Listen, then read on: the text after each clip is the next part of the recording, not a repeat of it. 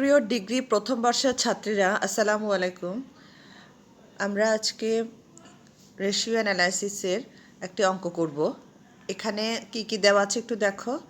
Inventory দেওয়া আছে ৬০,০০০ টাকা, তারপরে ক্যাশ দেওয়া আছে, ব্যাংক ওভারড্রাফট দেওয়া আছে, accounts receivable, accounts payable, prepaid expenses, accrued expenses, billings, income tax payable 10% debenture during the year, sales টাকা 10 লাখ, তারপরে পারচেস টাকা 6,50,000।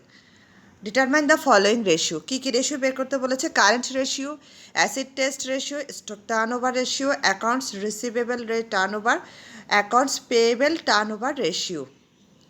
ওকে, তো বের করতে বলেছে কি current ratio, acid test ratio, stock turnover, accounts receivable, accounts payable. Okay, আমরা এবার অঙ্কটা শুরু করছি। দেখো এখানে কারেন্ট রেশিওর সূত্র হচ্ছে কি current assets divided by current liabilities.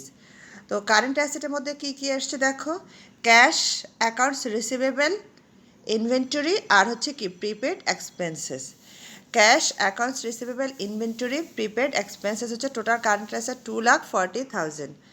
R current লাইবিলিটিসগুলো হচ্ছে তোমার AP, bank overdraft, accrued expenses, income tax payable.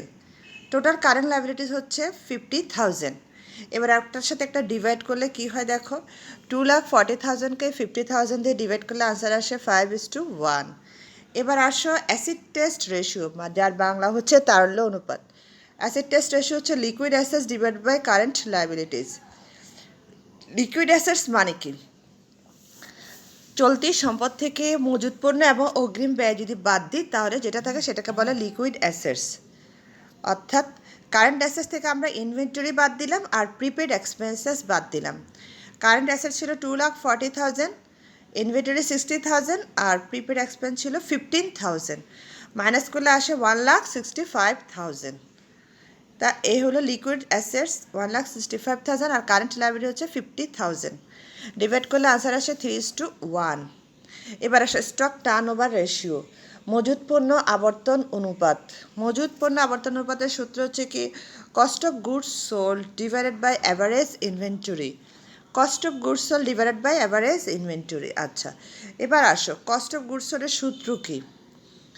Cost of goods সোল্ডের সূত্র হচ্ছে purchase plus beginning inventory minus ending inventory.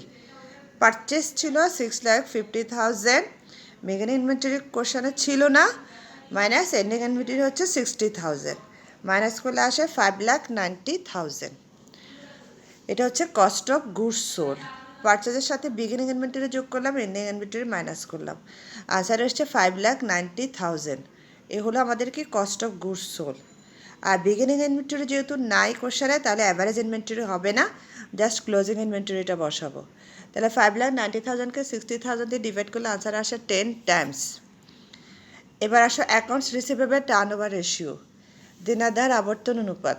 এটার সূত্র হচ্ছে টোটাল নেট ক্রেডিট সেলস, অর্থাৎ ধারে বিক্রয় ডিভাইডেড বাই অ্যাভারেজ রিসিভেবল, গড দেনাদার।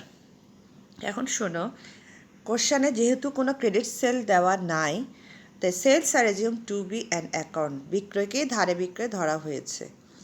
আর যেহেতু কোশ্চেনে কোনো ওপেনিং রিসিভেবল ছিল না তাই ক্লোজিং অ্যাকাউন্টস রিসিভেবল যেটা সেটাকেই অ্যাভারেজ ধরা হয়েছে। তাহলে ডিভাইড করলে আসে 10 লাখকে 1,40,000 দিয়ে ডিভাইড করলে আসে 7 টাইমস। এবার আসো accounts payable turnover ratio, পানাদার আবর্তন অনুপাতের সূত্র হচ্ছে total net credit purchase divided by average accounts payable. তো purchase are assume to be an account, যেহেতু এখানে কোনো ক্রেডিট পারচেস নাই তো পারচেসটাকে ধারে ক্রয় ধরে নিতে হবে। আর অ্যাভারেজ ওপেনিং অ্যাকাউন্টস পেয়েবল আমাদের কোশ্চেনের নাই, তাই যেটা ক্লোজিং অ্যাকাউন্টস পেয়েবল আছে সেটাকেই অ্যাভারেজ ধরে নিতে হবে। তাহলে 6,50,000কে যদি 20,000 দিয়ে ডিভাইড করে আনসার আসে 32.5 টাইমস। একদম সোজা, তুমি আবার একটু দেখে নাও। কারেন্ট অ্যাসেটের সূত্র, কারেন্ট রেশিওর সূত্র হচ্ছে কি current assets divide by current liabilities. Acid test রেশিওর সূত্র হচ্ছে কি liquid assets divide by current liabilities. Stock turnover রেশিওর সূত্র হচ্ছে cost of goods divide by average inventory. Accounts receivable টার্নওভারের সূত্র হচ্ছে total net credits divide by average receivables. Accounts পেয়েবলের সূত্র হচ্ছে total net credit purchase divide by average accounts payable. তো এটাই হচ্ছে আমাদের আজকের অঙ্ক। সবাই ভালো থেকো। আল্লাহ হাফেজ।